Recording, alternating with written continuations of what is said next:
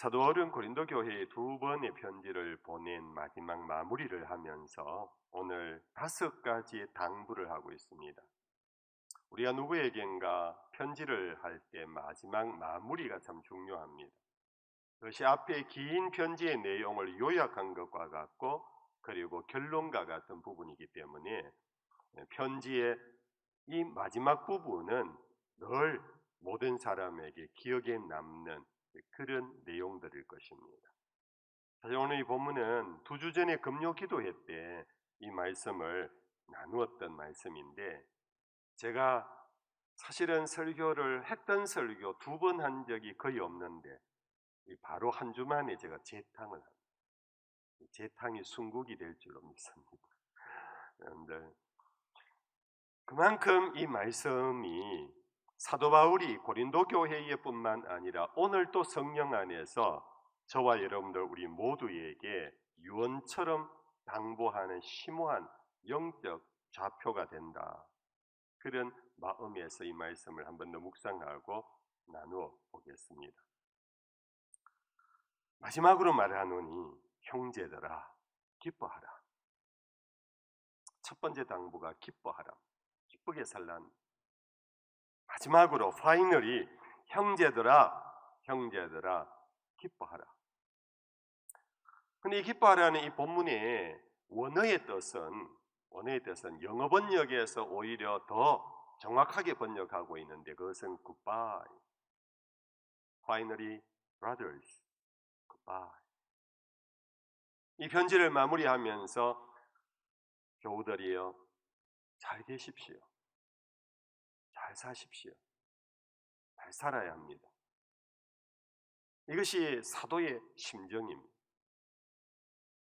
헤어지기 전에 그 편지 속에는 정말 아픔도 있었습니다. 화도 있었습니다. 화가 분노까지 드러나는 그런 편지거리의 내용도 있었습니다. 그러나 헤어지면서 마지막 형제들이여 잘 사세요. 여러분들 잘 사셔야 합니다.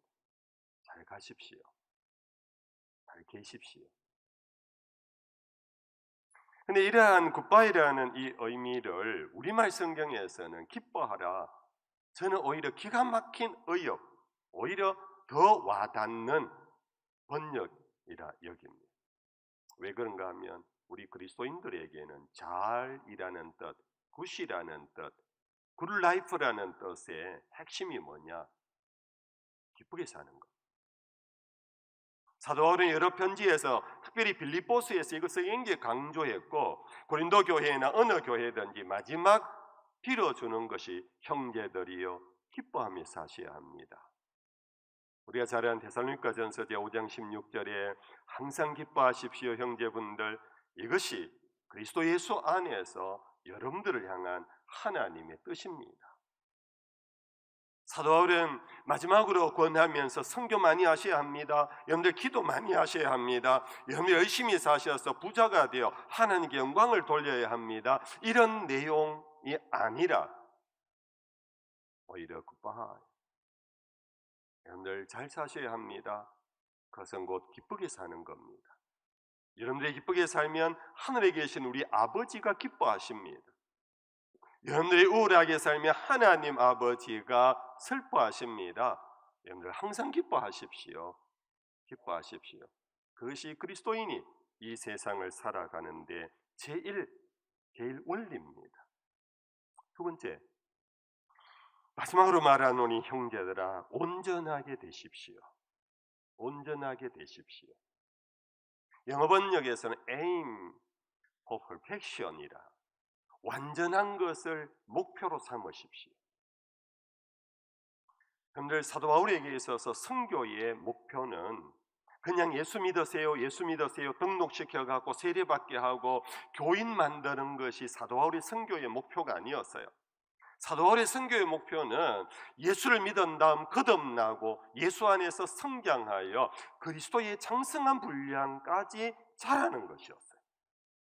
내가 이제 전도했으니까 교회 나와라, 교회 나오면서 좀 예수 잘 믿어라, 그러고는 빠이빠이 하는 것이 바울의 목적이 아니었어요. 바울은 떨어졌지만 헤어졌지만은 늘 자기가 선교한 그 그리스도인들을 향하여 늘 기도했어요. 아버지여, 저들이 온전한 사람이 되게 해 주시옵소서. 그래서 에베소 교회에 보낸 편지에서 그걸 구체적으로 그렇게 편지했어요. 에베소 4장 13절에 여러분들은 그리스도의 장성한 분량에 이르도록 하셔야 합니다. 그 목표가 온전함이요, 그리스도의 온전함이요. 그냥 너희 교회 목사님만큼 좀 믿음 생활 잘해라, 너희 교회 아무개 장로님이 참 신실하다던데 그 장로님처럼 되어라, 이것이 고울이 아니었어요. 그리스도의 분량까지, 그 그리스도의 분량까지. 왜? 우리는 다 그리스도의 제자니까 나를 따라오느라 하신 그분을 따라 그리스도에게 이르기까지 하는, 그것이 사도 바울의 목표였어요. 그는 고린도 교회의 앞부분에서 말했습니다. 내가 그리스도를 본받는 자 된 것 같이 너희는 나를 본받는 자가 되라. 여러분들, 사도 바울은 사실 그의 제자 디모데에게 당부하면서 편지를 했어요. 그 가운데 한 부분입니다. 디모데전서 4장 부분인데, 누구든지 내 연소함을 업신여기지 못하게 하고 오직 말과 행실과 사랑과 믿음과 정절에 있어서 믿는 자에게 본이 되어라. 이어서 15절에 이 모든 일에 전심전력하여 너희의 성숙함을 모든 사람에게 나타나게 하라. 디모데야, 지도자만큼 교회가 크는 거야. 목사만큼 교회가 자라는 거야. 장로, 디모데 장로야, 장로만큼 교회가 성숙하는 거야. 너는 모든 일에 전심전력하여 너희의 성숙함을 나타나게 해야 돼. 그래야 교회가 성장하는 거야. 너희 장로들의 양무리의 본이 되는 장로들이요, 여러분들 계속해서 진보해야 됩니다. 거기에서 멈추면 안 됩니다. 그래야 교회가 하나님의 나라가 되는 겁니다. 간절히 호소하고 있어요. 그랬던 자기 스스로도 바울은 그렇게 살았어요. 그는 빌립보 교회에 보낸 편지에서 자기 자신의 삶의 지향점을 이렇게 고백했어요. 내가 이미 얻었다 함도 아니요, 온전히 이루었다 함도 아니라 오직 내가 그리스도 예수께 잡힌 바 된 그것을 잡으려고 달려가노라. 형제들아, 나는 아직 내가 잡은 줄로 여기지 아니하고 오직 하늘 즉 뒤에 있는 것은 잊어버리고 앞에 있는 것을 잡으려고 표대를 향하여. 사도 바울은 아직도 계속해서 표대가 있었어요. 자기는 잡았다, 나는 이루었다, 이만하면 되었다. 많은 사람이 바울을 존경하고 존경했지만 그는 스스로는 나는 죄인 중에 개수라고 여겼고 나는 아무것도 아니라고 고백하면서 나는 잡은 거 하나도 없어, 이룬 거 하나도 없어, 나에게는 아직도 표대가 있어. 그 표대는 바로 오직 예수 그리스도 그분이지. 이 사도 바울의 삶이었어. 그랬기 때문에 그는 오늘 이 고린도 교회에 보낸 마지막 편지 마무리에서 마지막으로 말하노니 형제들이여, 여러분들도 온전을 지향해 가야 합니다. 멈추지 마십시오. 오만한 겁니다. 여러분들 영적 교만에 빠지지 않아야 합니다. 늘 나는 부족하다고 여기고 주를 향하여 여러분들 다른 막질 하셔야 합니다. 우리 범어교회가 정말 멈춤이 없는 진보하는 우리 교회가 되기를 축복합니다.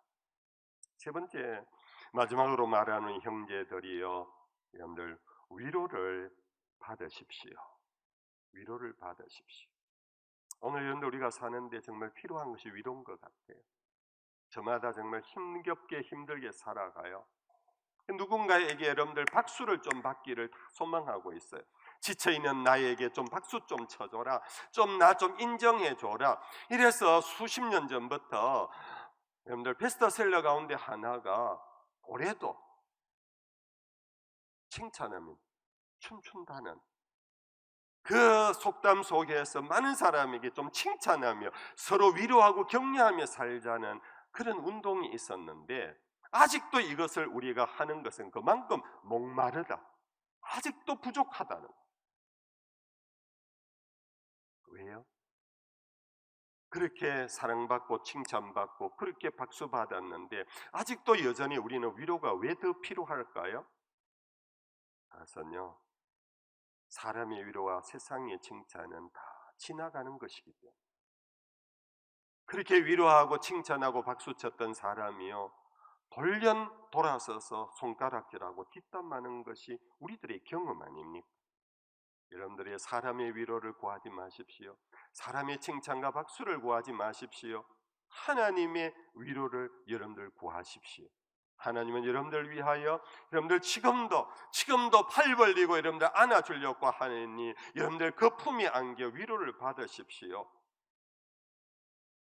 고목의 성도 여러분들, 정말 하늘의 위로가 가득한 여러분들 되기를 축복합니다. 정말 이 위로만 있으면 세상을 이겨냅니다. 그런데 하나님의 위로가 늘 따뜻한 것만은 아니라는 거 아시지요? 여러분들, 사도 바울은 사실 고린도 교회 성도들에게 위로를 받으라고 하기 전에 이 편지 속에, 전서나 후서 속에 교인들을 굉장히 꾸중했어요. 굉장히 나물랐어요. 그래서 그는 디모데후서 제3장 16절에 이렇게 말했어요.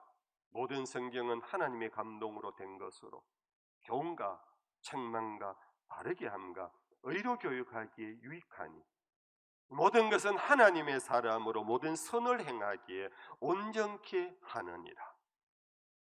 여러분들, 사람 하나 온전케 하려고 하면 따뜻한 할머니 할아버지의 사랑만 필요한 게 아니에요. 때때로는 야단도 치고 때때로는 매도 필요하고 때때로는 여러분들 넘어짐에 실패를 통하여 다시 일어설 수 있는 그 훈련이라는 것이 한 인간을 만드는데 필요하다는 것 다 알지 않습니까? 근데 우리는 유독 하나님에게만은 따뜻함만을 원해요. 하나님, 왜 나에게 이런 고난을 주십니까? 왜 나에게, 오늘 목사님을 통하여 왜 나에게 찌르는 말씀하십니까? 나 안 그래도 나 힘든데 오늘 설교가 왜 이렇게 나를 힘들게 합니까? 여러분들, 그런 말씀이 성경의 부지기수로 우리에게 들려질 수 있어요. 그러나 참 신자는 주의 말씀이니 종이 듣겠나이다.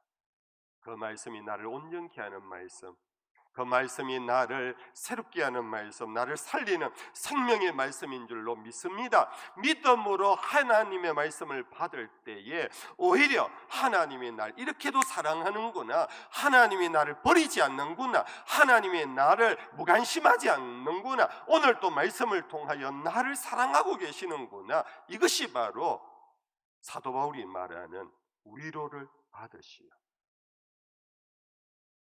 사도 바울은 이러한 마음으로 지금까지 선교했고 지금까지 교회를 돌봤다고, 사도 바울도 인간인지라 자기의 마음을 솔직하게 털어놓고 내 마음은 이런 겁니다, 여러분들, 내 마음을 좀 이해하고 받아주십시오 한 여러 자국이 있어요.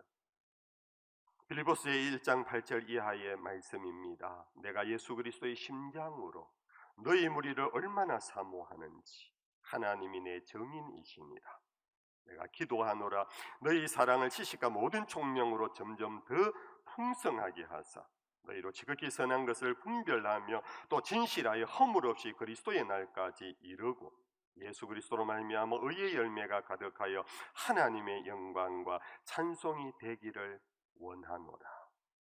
바울이 때때로 꾸중하고 때때로 분노를 내는 메시지를 했어도, 사랑하는 성도 여러분들, 저는 예수 그리스도의 심장으로 여러분들을 사랑하며 드린 말씀입니다.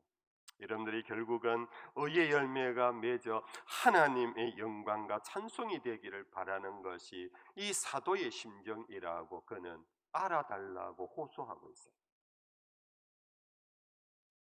그런데 데살로니가전서의 2장 7절 이하 이렇게 말합니다. 우리는 그리스도의 사도로서 마땅히 권위를 주장할 수 있으나 도리어 너희 가운데서 유순한 자가 되어 유모가 자기 자녀를 기름과 같이 하였으니 너희가 우리의 사랑하는 자 됩니다.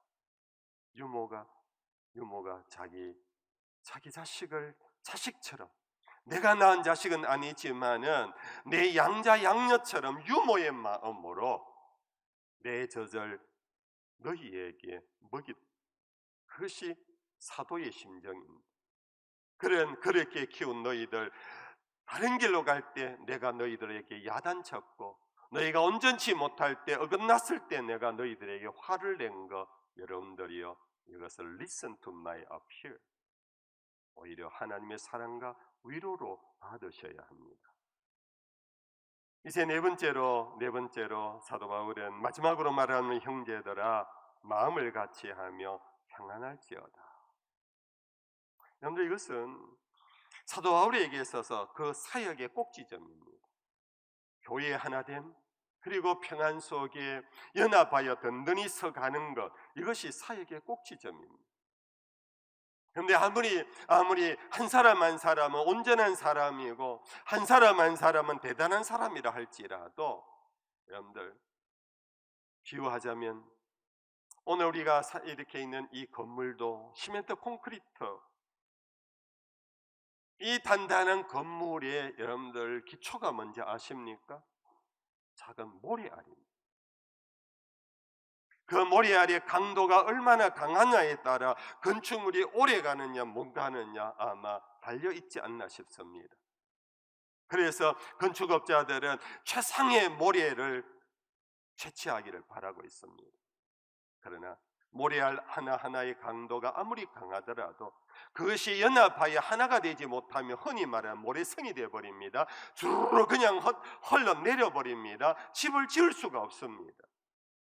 사도 바울은 복음을 전하며 선교한 것은 하나님의 집을 짓는 것이었습니다. 하나님의 집을 짓기 위하여 여러분들 스스로 겸손하여 스스로 여러분들 마음을 같이 하셔야 합니다. 하나가 되셔야 합니다. 그럴 때 여러분들은 마음의 평안을 얻습니다. 여러분들 행복합니다.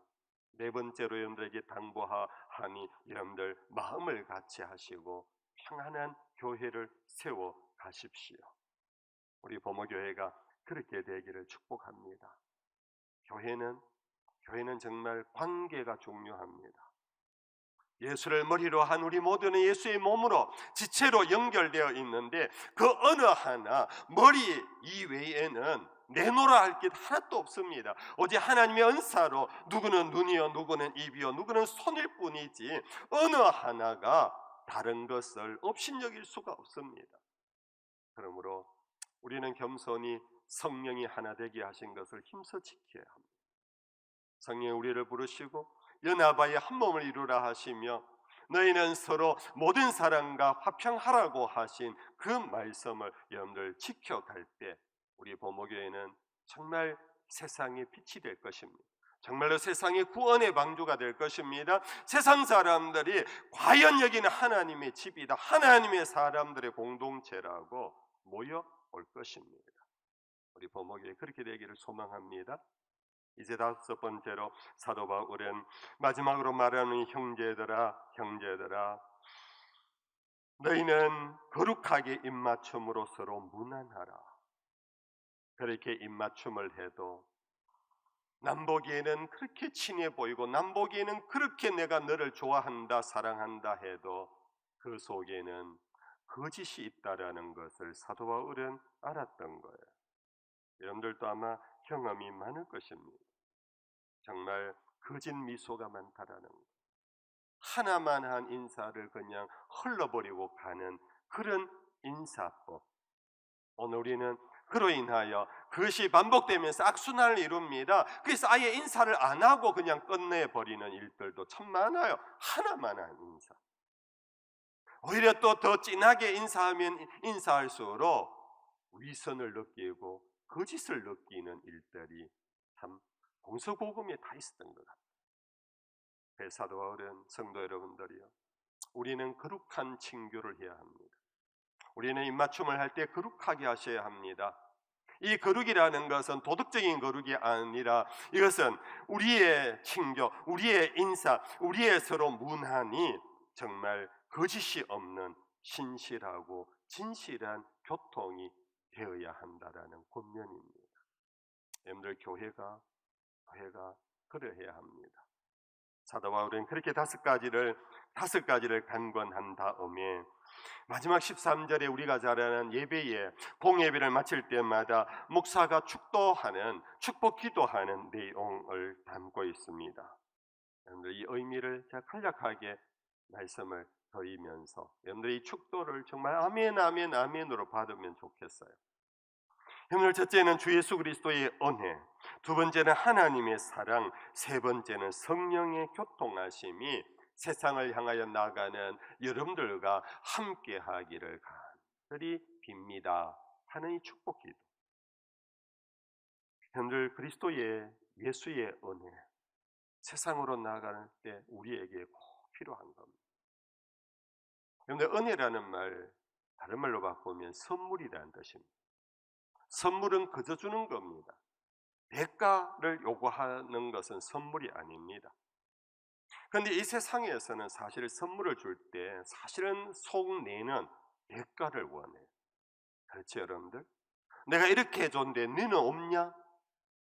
그게 없으면 막 결국은 나중에 관계가 부정적으로 가잖아요.